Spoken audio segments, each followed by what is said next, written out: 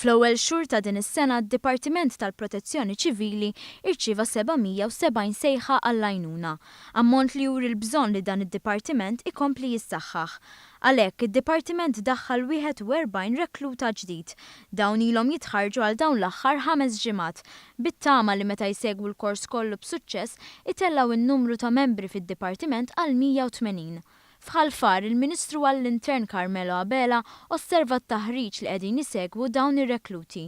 Taħriġ li jħejjihom għal kull eventwalità minn sitwazzjoni ta' tifi tan-nar, inċident ta' traffiku u salvataġġ ta' persuni jew saħansitra annimali. L-isfidi tax-xogħol ma jaqtawlhomx qalbhom. Ix-xewqa tiegħi minn dejjem li nipprova ngħin il-ħadd ieħor kemm jista' jkun. Di waħda mit-tasks li jkollok inti matul il-ġurnata ta' kuljum tiegħek. Illi inti qed tgħin il-ħadd ieħor min qiegħed fid-diffikultà hija tgħinu l-ħin kollu. Sodisfazzjoni hija li x-xogħol mhuwiex xogħol normali, huwa passjoni li ta' xogħol li tittamel. Id-Direttur tad-Dipartiment John Rizzo enfasizza l-importanza tat-taħriġ, tant li d-Dipartiment jibgħat membri tiegħu barra l-pajjiż għal dan il-għan. Il-Ministru semma l-bidliet li qed jara d-Dipartiment.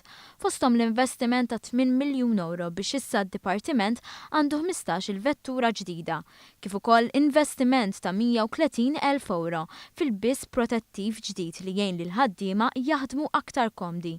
Fakkar ukoll kif il-ħaddiema fid-Dipartiment ingħataw l-istess dritt ta' korpi dixxiplinati oħra li jirtiraw wara 25 sena servizz.